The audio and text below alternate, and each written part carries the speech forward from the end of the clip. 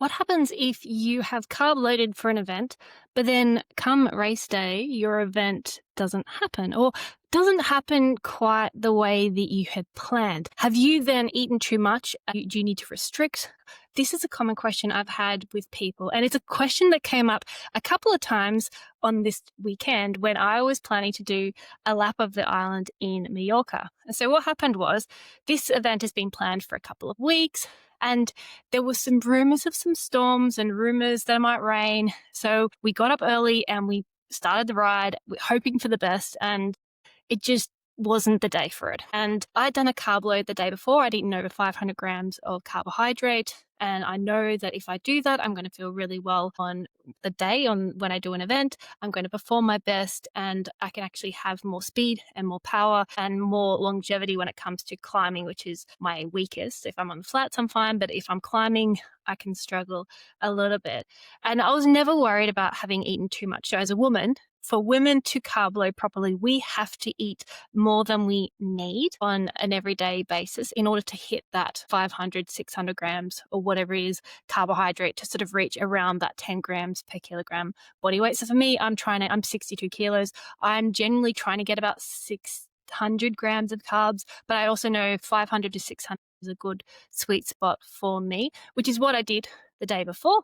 We got up at 4:30 in the morning when it was the day on Saturday to do our race. Actually, no, I was at the shop at 4:30. I got up at 4 o'clock, ate a big bowl of rice bubbles, Cocoa Pops, went to the shop. It was dry when we left at 5 a.m., but a couple of hours in, it started raining and the rain was getting progressively worse and worse. There was some lightning around and about. And with the rumors of the storms, we didn't experience it personally where we were, but having been in some of these storms in Majorca, it is not something that I willingly want to go and put myself into. As a majority of us called it quits after about 100 Ks. A couple of guys kept going and did 180 Ks, and that additional 80 Ks was in the rain pretty much the entire time. And a conversation I had with a few people while we were riding was, it was almost like this regret of I carb loaded yesterday, I've eaten too much, almost thinking, I need to go and exercise more because I haven't exercised enough today to counteract for what I did the day before. And it's a very common thought, a very common belief and worry that I see with people who are worried that maybe I'm going to gain weight, I'm going to gain body fat because I ate too much yesterday. And I want to reassure you that our bodies are very resilient. One day in isolation, one meal in isolation isn't going to break the bank. It's not going to result in you gaining a lot of weight. Yes, you might see the number on the scale change the next day, but that's going to be water. So for example, if I actually didn't weigh myself after carb loading, but I know that I will typically be at least 1, if not 2 kilos heavier having carb loaded because of that extra glycogen in my muscles, holding that extra 3-4 grams of water per gram of glycogen that I have on board, which is what's going to allow me to do the race, do the event without any dramas. Now, what I'm going to do, I'm just going to share my screen with you and we'll go through the numbers and help you to sort of see what's sort of going on and why I'm never concerned or worried that someone's going to eat too much, or help you see and realize that your body's able to course correct quite quickly when you learn how to fuel before, during, after, even if you've eaten in excess the carb the day before from carb loading. So as I said before, I ate about 3,000 calories. My normal intake is about 2,500. That keeps me stable around 60 kilos. And I normally would probably have 250 to 300 grams of carbs. So there was an extra 200 grams of carbs here. And if we go and actually look at the foods that I was eating when I was carb loading, it's pretty low volume food. There's not much fiber, not much substance to it. And actually on this particular day, for whatever reason, I struggled. I wasn't very hungry. I was a lot less hungry than I would normally be. So I had a lot more processed foods than I would typically have. Race nutrition is never everyday nutrition. So we're always going to try and reduce our fiber intake, typically always trying to have less than, with fiber, always trying to get less than 20 grams of fiber on a carb load day. And when you carb load really well, it makes you realize how important it is to eat veggies and eat substance and have foods that have whole grains in them, because I really didn't eat that much. Big bowl of cornflakes with honey and juice. I drank a lot of juice. I had eggs and mashed potatoes and random things for dinner, I really wasn't hungry. So I basically had a bowl of Cocoa Pops, and that was kind of it because I just wasn't hungry, and snacked on some rice crackers. Like, rice crackers are great for carb loading. Sushi, rice crackers, salty, but not super sweet. So, as I said, had about that 500 grams of carbs, maybe an extra 500 calories more than normal. Very common with women. In order to get enough carbs in, we have to eat more energy than normally, unless we're able to purely eat carbs, which is very, very unlikely. Now, when I think about what I was planning to do on the event and on the race day. So the actual event, it was meant to be 320 Ks. I was expecting it to take around 12 hours plus or minus, depending on how much climbing. There was a lot of climbing, over 4,000 meters of climbing. The climbing section was that first 150 Ks. That was going to take probably the longest out of this 12 hours that I was expecting. And I'm typically aiming for me at least 80 grams of carbs per hour. So I went in beforehand and I'd planned and plotted out kind of more or less what I was expecting to consume. I was going to be using a lot of drink mix because I didn't think, with the amount of climbing, I knew that I would be on my limit a lot of it. I wouldn't be wanting to eat too much solid food, and I was going to be mostly using liquids with some foods to sort of like fill in the gaps above and beyond. And so with that, I was expecting to eat about a kilogram of carbs during the actual ride. A lot of experience with this. I know this works really, really well for me. I also knew I was expecting this would cost me energetically about 6,000 calories. So this is going to be needed to be, if I was going to do the whole lap, realistically, I'm looking at a 7,000 to 9,000 calorie day. Very, very normal intake of what I would expect for someone doing a challenge like this and wanting to do it well and perform and not destroy themselves in the process. Again, race nutrition isn't everyday nutrition.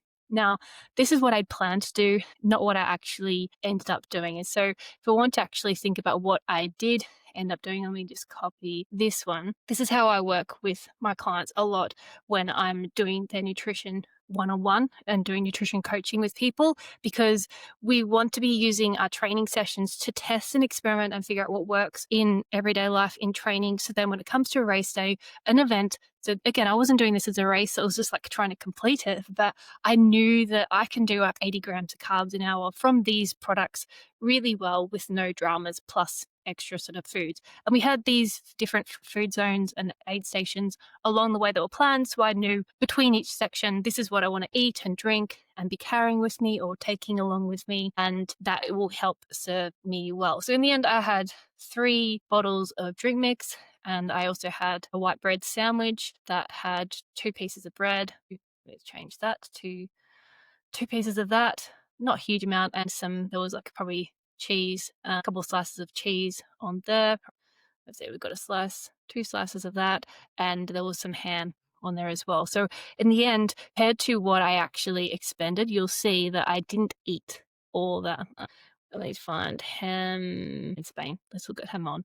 Ham sliced ham. Okay. Slam without a bone.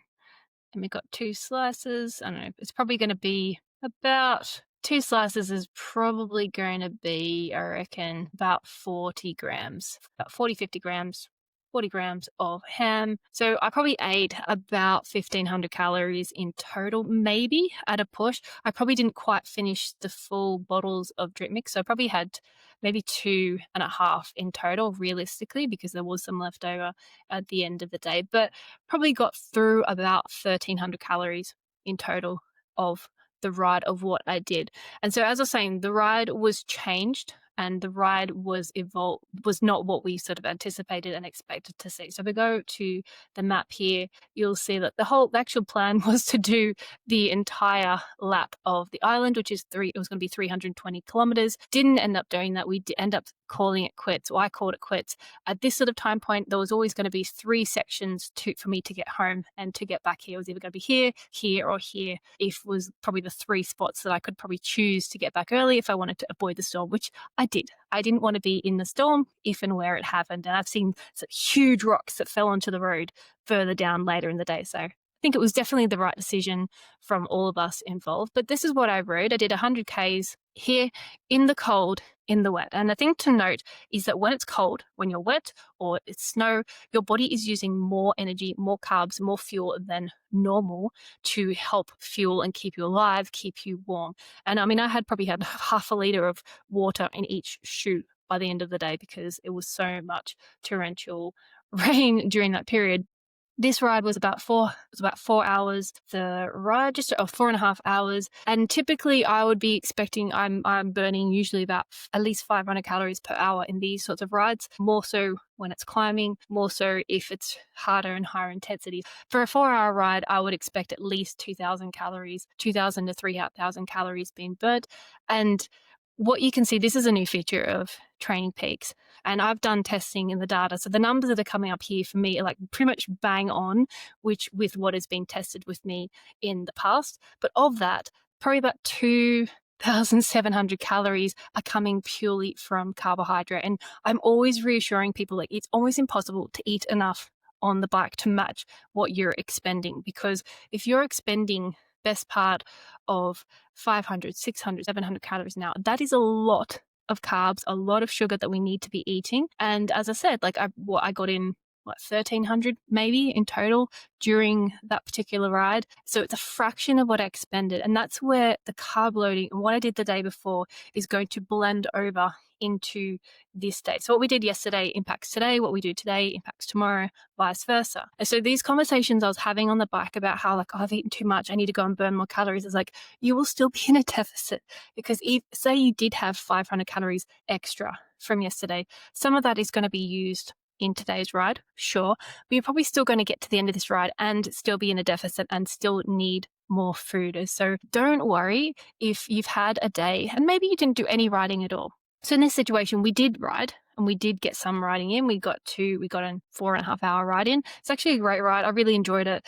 Despite the rain, I just didn't fancy getting stuck in a storm, which is why obviously I stopped and turned around and came back, and then we had lunch at the shop and it was a great day. But it is very, very difficult to overeat when it comes to what you eat on the bike, and you don't need to be playing catch up, and you don't need to be using fuel and exercise as punishment. And this is why it's so critical to get on top of what you eat before, during, and after, because you can then adapt in real time, because your training changes, your racing changes, your food intake, whatever it is that changes, and you can just adapt and you can course correct. Like, okay, yes, I was expecting to eat 8,000 calories that day, but I wasn't going to go and have an 8,000 calorie dinner. No, like I was expecting to eat best part of 4, 5, 6,000 calories while I was exercising, while I was using it. And this is where the timing piece is so critical, because if I ate, I don't know, what have I got? A bag of lollies. If I ate that whole bag of lollies right now, sure, I'd have a sugar high and a sugar crash, and I'd be in a bit of a food coma, and it would have a very different response. Where if I ate those lollies while I was exercising, if I was on the bike right now and I was pedaling and having a chat with you, my body would be using that fuel faster than it can digest it and absorb it. And so it's not the same thing as eating in hours and hours and hours later. So I hope that helps make a little bit of sense about, or reassure you, if you've had days or times where you've eaten too much on one day, our bodies are very, very good at recalibrating on a day-to-day basis. I think when it comes to Christmas Day, the average person on Christmas Day has between 4,000 and 7,000 calories in one day. If people gain weight over Christmas, it's not the one day of excess, it's the multiple days of that 500, 600, 700 calories of, oh, a bit of this, a little bit of this, a little bit of this, a little bit of this, a little bit of this, and the surplus consistently for multiple days in a row that is resulting in the body composition changes, the body fat gaining. It is not from one day, one meal in isolation. So I hope that helps. That's all for today. Like, subscribe, fuel your ride, and I'll see you next time.